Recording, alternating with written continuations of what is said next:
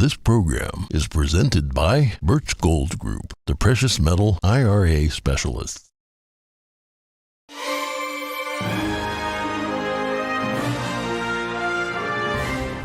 Good morning. In today's headlines, Florida's medical boards came to a decision on minors undergoing sex reassignment surgeries or taking puberty blockers. Facebook parent Meta is preparing large-scale layoffs this week. The reported plan will likely affect thousands of employees. Cybersecurity units from the National Guard will be activated in more than a dozen U.S. states. The units are to help mitigate risks around the midterm elections. The midterm elections are tomorrow. President Biden and former President Trump both rallied in support of party candidates over the weekend. We bring you the highlights from the events.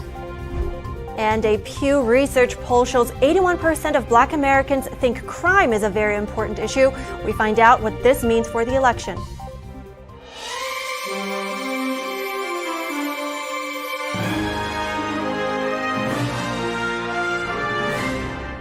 Good morning. Welcome to NTD. I'm Kevin Hogan. And I'm Evelyn Lee. Good morning. Today's November 7th, and we're kicking off another week with Florida's medical boards. They approved a new rule on Friday. It will prohibit minors from undergoing sex reassignment surgeries. It also bars minors from receiving puberty blockers or hormone therapy.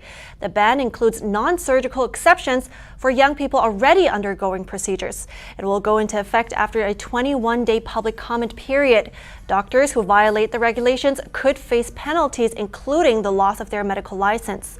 Florida Surgeon General Joseph Ladapo wrote on Twitter that the medical boards voted to protect children from irreversible surgeries and highly experimental treatments. He says the ruling is in the best interest of Florida children. This despite facing tremendous pressure to permit what he calls risky and unproven treatments. Chloe Cole, a self-described former trans kid, testified at the Florida Board of Medicine in late October. I was not suicidal before going on hormones, and yet doctors asked my parents the question, would you rather have a dead daughter or a living son? This is not how medical professionals are supposed to talk. This is how activists talk. What was the cost of treating mental health with barbaric surgeries? I have bandages on my chest today, over 2 years post-op because my nipples leak fluid and they stain my clothes. I have no breasts. I want to be a mother someday, and yet I can never naturally feed my children, my future children. My breasts were beautiful, and now they have been incinerated for nothing. According to the Department of Health and Human Services, so-called gender-affirming care includes social affirmation at any age, puberty blockers during puberty, and cross-sex hormone therapy starting during early adolescence. The agency says irreversible surgery is typically used on a case-by-case basis in adolescents. And other states have also tried to outlaw procedures like these, but Florida is the first to do so through its medical boards. Facebook parent company Meta Platforms Incorporated is reportedly planning to begin large-scale layoffs this week. According to a Sunday Wall Street Journal report, the layoffs will affect thousands of employees, with an announcement planned as early as Wednesday. The social media company had in June cut plans to hire engineers by at least 30%. Meta in October forecasted a further $67 billion drop off its stock market value, adding to the more than $500 billion in value already lost this year. Meta declined to comment on the Wall Street Journal report. The National Guard will activate cybersecurity units in 14 states to help keep election officials' networks secure around the midterm elections. This includes battleground states like Arizona, Iowa, and Pennsylvania, as well as Colorado, Connecticut, and Delaware. The plan comes after 8 states received support from cyber units in the National Guard during the primary elections earlier this year. Currently, there are nearly 40 dedicated cyber units across the United States to help with network assessments and risk mitigation. The units are comprised of more than 2,200 personnel. U.S. President Joe Biden and former President Barack Obama attended a rally in Pennsylvania on Saturday. They told voters that democracy is at stake in Tuesday's midterm elections. Biden and Obama were hoping to tip the balance in the pivotal Senate race between John Fetterman and Mehmet Oz. Biden condemned what he called political violence, referring specifically to last week's attack on Paul Pelosi. Obama addressed abortion access. He posed the question, who exactly should tell you when to start a family? The Fetterman-Oz Senate race is one of 3 critical contests, along with Georgia and Nevada. The elections will determine whether Democrats hold on to their razor-thin majority in the Senate. We spoke with some people at the rally to find out what issues concern them the most. I think we are currently failing our students across the country, our next generation, and we need to put a lot more effort into taking care of our schools. I am concerned about democracy on November 8th. Everybody, regardless of your political standings in the past, need to come together to make a difference. Democracy first, human rights, including women's rights, abortion rights, civil rights, health care, the preservation of Social Security and Medicare, and equality. President Biden also spoke at Sarah Lawrence College in Yonkers, New York on Sunday in support of Governor Kathy Hochul. Former President Trump also took part in a couple of rallies over the weekend. He stoked up the crowd in Miami, Florida, and asked them to re-elect Republican Senator Marco Rubio and Governor Ron DeSantis. Here's what Trump had to say. The socialist, communist, and Marxist direction of the radical Democrat Party is one of the biggest reasons that Hispanic Americans are joining our movement by the millions and millions and millions, and so many millions and millions. Oh, we love. These are the greatest people. They are great. Many, many are here. Who happens to be Hispanic? Yeah. You need Marco Rubio fighting for you in the U.S. Senate. He is fantastic. Marco, come on up. Come on up, Marco. Trump once again hinted at a 2024 presidential run at the rally. He said, in order to make our country successful, safe, and glorious, I will probably have to do it again. He told the cheering crowd to stay tuned. In Pennsylvania, Trump again teased a 2024 run. He told the crowd he wasn't going to say it yet, but that in a very short amount of time, they will be very, very happy. Trump spoke in support of Republican Senate nominee Mehmet Oz and gubernatorial nominee Doug Mastriano. Trump talked for almost 2 hours at the event in La Trobe. He'd predicted big wins for the GOP on Election Day. NTD spoke with gubernatorial hopeful Doug Mastriano at the rally. He said he's confident of a victory on Tuesday. Take a listen. On day one, we're opening up our energy sector. We're adding this greenhouse carbon tax that Tom Wolf has us in. We're going to drill and dig like we've never done before. This part of Pennsylvania, nice jobs, lots of investment. It's going to be an economic renaissance here. Also on day one, we're going to restore common sense to the Commonwealth. I'm going to have the backs of our law enforcement officials. We'll no longer be a sanctuary state when someone knows when Joe Biden is trafficking in illegals and they land in our state police will escort those buses down to Delaware. Joe Biden can have them at his house. We're going to reaffirm parental rights. We're going to get indoctrination out of our schools and put education back in. And that's just the start. We're the heart and soul of the nation. This is just not another gubernatorial race. This is the most important race in America today. We have to win. Pennsylvania wins, we can restore the promise of freedom for the rest of the nation. Pennsylvania wins, we can become energy independent once again, because as governor, we're going to unleash the energy potential of our state, and it'll bless our nation, bring prices down, make life better. NTD live streamed both Biden and Trump's rallies in Pennsylvania over the weekend, so if you want to rewatch that, you can find it on our website at ntd.com. Yes, and Trump is holding a rally in Ohio tonight. He's campaigning for U.S. Senate candidate J.D. Vance. And the Michigan Republican Party held a freedom rally on Friday at Faith Baptist Church in Clinton Township, Michigan. Gubernatorial candidate Tudor Dixon and other GOP candidates vying for political office took the stage. NTD's Daniel Monahan has the story. Never submit to tyranny. Government overreach, culture wars, and freedom were issues that frequently came up during the rally. Candidate for Secretary of State Kristina Karamo says the November 8th elections are the most important in the history of the country. We have 4 days to ensure that our children live free. According to Karamo, the Democratic Party has lost its way. The Democratic Party are no longer liberals. They are not. The people who control the party are authoritarians. Meanwhile, candidate for Michigan Attorney General Matt DePerno touched on a variety of hot-button issues from drag queens to puberty blockers. He then addressed crime. Murders up 30% since Dana Nessel took office. Carjackings up 750%. Attorney General Dana Nessel stirred controversy in June with statements about drag queens in schools. A drag queen for every school. That is what would be fun for kids and lift them up when they are having emotional issues. DePerno also bemoaned the fact that Michigan is now 7th in the country for sex trafficking and criticized the current administration for a lax policy on the fentanyl crisis.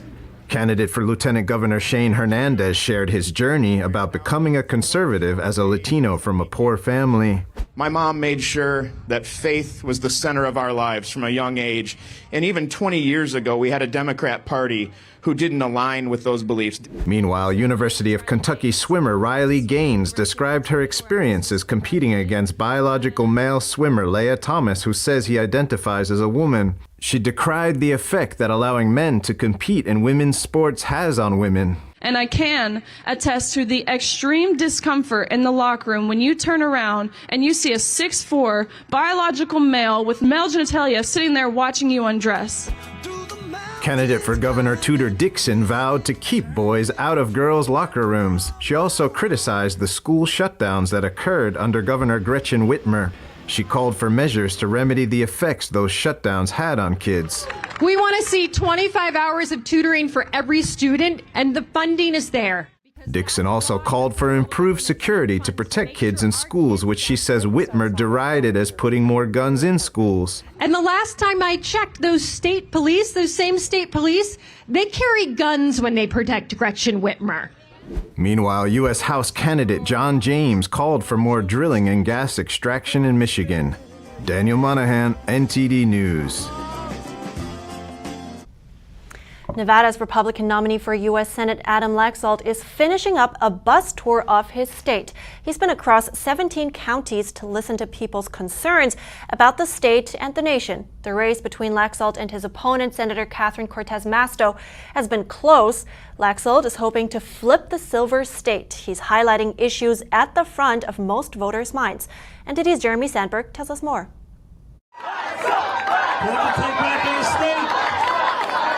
Laxalt spoke about bringing down inflation and gas prices, increasing border security, and support for the police. If you hear that the Latino voter has moved 30 points to my direction in this race, because of law and order. The National Border Patrol Council endorsed Laxalt in July. President of the council, Brandon Judd, says in his worst nightmares he never imagined the situation the border would be in today. He called the increase in illegal immigration astronomical. We should be apprehending somewhere between 30 to 40,000 people every single month in a typical year. Typical, 30 to 40,000. Right now, it's over 200,000. We've had nearly 1 million what we call gotaways, people that have entered the country illegally and have been able to evade apprehension. That's based upon this administration's policies.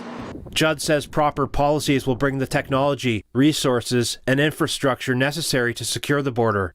That's what Adam is going to bring to the table. If he wasn't, I wouldn't be here. Laxalt blamed Biden administration policies for the border crisis, as well as the high energy prices, and his opponent for being a rubber stamp on them. Day one, they killed the Keystone Pipeline. They stopped drilling. They killed Anwar. And guess what? Boom. And then they had the nerve to take from our strategic oil reserve. Senator John Barrasso pointed out President Biden never mentioned these issues in his recent speech on democracy. This election is about holding the Democrats and Catherine Cortez Masto accountable for the damage they've done to this country. Democratic Senator Catherine Cortez Masto is seeking another term. Several recent polls have the incumbent and Laxalt tied at 47%.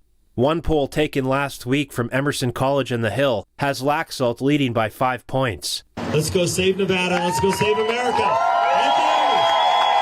Nevada's U.S. Senate seat is widely seen as one of the most likely to flip on Tuesday. Jeremy Sandberg, NTD News.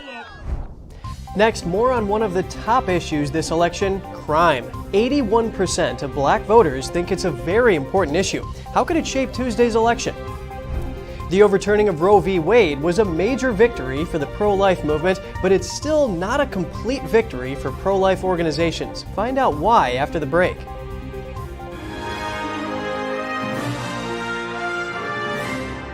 Shenyun Creations, the streaming platform from Shenyun, featuring world-class dance, past programs, and all original music.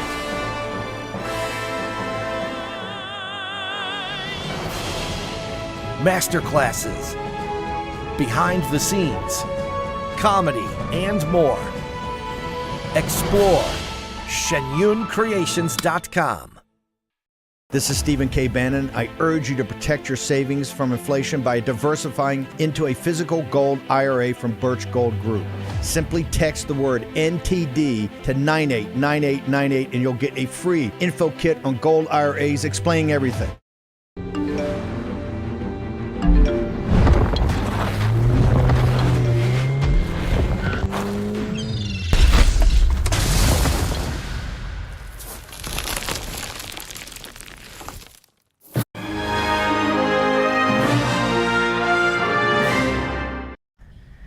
Welcome back. Crime in the U.S. is still a key issue during this midterm election, and data from the Pew Research Center recently showed that this is especially on top of the list for Black Americans. 81% of Black registered voters categorize it as very important. That's more than Hispanic voters and white voters. And the difference was especially apparent in Democratic registered voters. While 82% of Black Democratic voters say it's a very important issue, just a third of white voters think the same. I spoke with Kevin McGarry, the president of Every Black Life Matters, and asked him how we can understand these numbers. What those numbers reflect are the Black community seeing safety erode under this presidency. What those numbers reflect are Blacks who come into contact with crime and various forms of assault daily. They either hear it, see it, or they're a victim of it. So, it's a big deal, especially in these highly urbanized metropolitan areas. This is a major issue. So it doesn't really surprise me. And I think a lot of those voters will be taking action at the ballot box as a result of those figures. Why do you think it seems to be so much more of a key concern for Black voters than it is for other ethnicities? Well, again, a lot of these Black voters probably live in these concentrated urbanized areas. And again, that's where crime is most prevalent, unfortunately. And a lot of those crimes don't even go reported because, a lot of these police departments have been defunded. And in some of these areas, you have rampant assaults, we have rapes, we have, messing with these children as they go to and from school. And some of those issues are, don't get reported because, they don't have enough police force to actually do anything about it. But the reality is that people are hearing about these crimes or seeing these crimes or have now been victimized by these crimes. So they're really quite frustrated and ready to do something about it. Now, I don't think that we'll see an 80% swing in the vote pattern for Blacks, but I do believe that we'll see a huge swing towards Republicans or conservatives or anyone who will help or pledge to help fix these no bail situations and these defund situations. And a lot of people are looking forward to refunding police at appropriate levels. Right, and on that topic of voting, you travel around the country meeting thousands of people. So what are some of the other top concerns that those people have that you meet? Yeah, so a lot of the other concerns that we're seeing are the inflation is just huge. I'm here in California, and inflation is, it's tremendous. Our gas has doubled since this administration took office.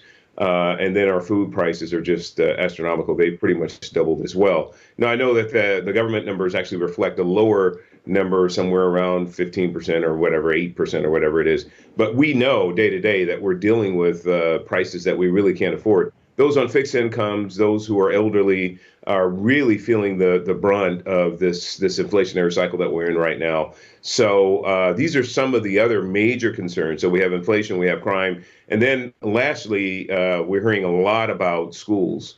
Parents are really quite concerned about their children being over-sexualized and perverted, and then getting this whole new gender education as well, which is really confusing them and their children. So they're trying to figure out, well, how can we just get back to basics?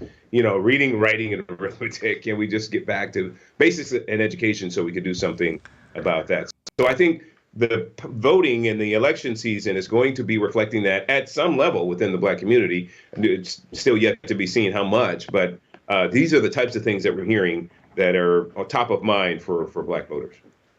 Very interesting. Thank you so much, Kevin McGarry. That was very insightful. I appreciate it. All right. Thank you. Although Roe v. Wade has been overturned, pro-life organizations say their work is not done until abortion ends worldwide. NTD's Angela Moy has the story. The 40 Days for Life movement concluded its fall campaign over the weekend. 1 million volunteers held peaceful prayer vigils outside abortion centers worldwide over the last 40 days. Their mission is to end abortion. CEO and President Sean Carney led the first movement in 2007 after witnessing his college peers go through abortions. They're broken, they're lonely, they're scared, they feel like they have no choice. That's the great irony. And I just felt like as a young man, I could do something about it. Carney says the movement helps women seeking abortions find alternatives. It partners with pro-life organizations, including pregnancy centers. Chris Donnelly, board director of Southside Pregnancy Center, or SPC, in a Chicago suburb, says the pregnancy center provides free services to address the fear of facing an unplanned pregnancy alone. What we do is give people viable alternatives to, hey, you can do this. You're not alone. We can help you. And we'll partner with you for as long as it takes. Veronica Stenica, executive director of SPC, says the organization helps women understand the psychological impact of various options. We try to move her away from the immediate sense of fear and crisis and then want her moved towards a more reflective mindset and really process and think about her choices, because at the end of the day, she's choosing a consequence.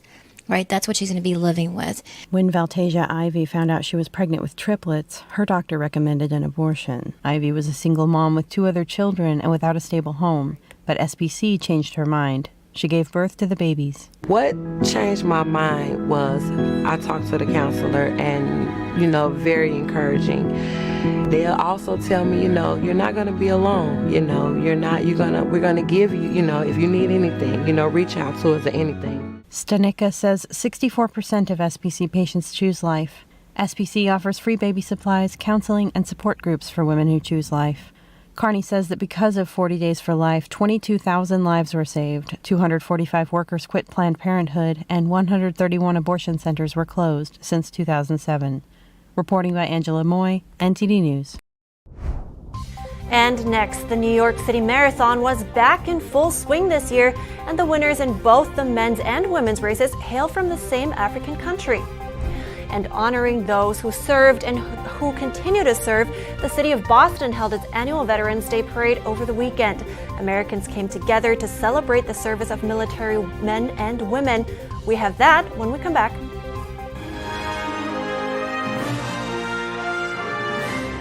A fierce battle. I stand here as the establishment is scared to death of us right now. Democrats who voted for our future, not Republicans who refuse to see the future. The House and Senate on the line. Massive, crushing inflation. I know what people are going through. The country at a turning point. This is the largest governmental overreach in the history of our lifetime. And on abortion, I'm a Christian. It all boils down to a handful of key races. Election night 2022 on NTD Television and the Epoch Times.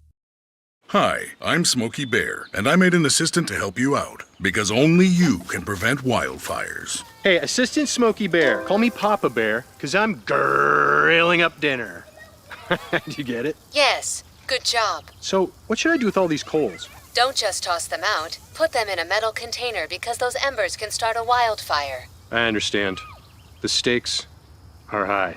Ha, ha, ha, ha. See, Smokey thinks I'm funny.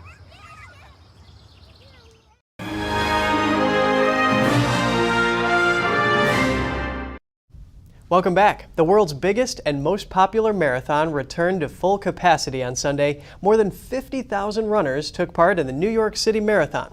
Last year, only 30,000 ran the 26.2-mile race, and the 2020 marathon was canceled because of the pandemic. The top men's and women's finishers were both Kenyan, Evans Chebet and Sharon Lokedi. If Chebet's name sounds familiar, it's because he won the Boston Marathon in April. His winning time was 2 hours, 8 minutes, and 41 seconds. The Swiss Silver Bullet, Switzerland's Marcel Hug, won the New York City Marathon in the men's wheelchair division. The winner on the women's side was American Susanna Scaroni, a first-timer. We don't just have elections coming up, Veterans Day is also coming up. And on Saturday, Boston held their annual Veterans Day Parade. Leading up to the midterm elections, the parade was an opportunity for Americans to join together in remembrance of our service men and women. In 1820.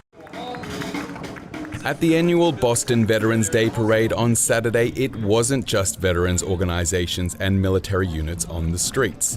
High school reserve training corps, honorary militias, and marching bands came together to celebrate the sacrifice made by veterans. Today we celebrate our veterans and our military families for their service and sacrifice. I want to welcome everyone to Boston, including the U.S. Armed Forces Band, the West Point Band, and it's an honor to have them. Happy Veterans Day. Among those groups marching were the men and women who serve on the USS Constitution. The vessel has been in operation since 1797 and is the world's oldest warship still afloat. It's an honor to be here as part of the local community and an active duty crew of sailors here in Boston, and to represent the active duty sailors and to honor our veterans. Veterans Day is also a celebration of America. The Taiwanese Republic of China Veterans Association marched alongside their fellow Americans. The association has been the only foreign veterans organization in this parade for 25 years. Because this is a day for all veterans, but not just all veterans, but for all Americans as well. So it's something to show pride and patriotism in, and we're just glad to be here. Veterans Day takes place on Friday, November 11th. It marks over 100 years since the Armistice Agreement that ended the fighting of World War I in 1918. Flinders Kingsley, NTD News. In 1812, the USS Constitution fought against the United Kingdom. In one skirmish, it defeated 5 smaller British warships and captured some merchant ships. It is amazing that it survived that long. Oh, yes. Well, it's well maintained too, and you can take tours of the ship. It's operated by members of the U.S. Navy. And you know, my family, a lot of veterans. Actually, my grandfather was in Easy Company during World War II. He got a Purple Heart from. Wow. Yeah. I didn't know that. I know. Well, thanks to him and every veteran out there to your service. Yes. And this is where we are wrapping our program today. Remember to write us at goodmorning@ntd.com before you leave. Thanks for watching. I'm Evelyn Lee. And I'm Kevin Hogan.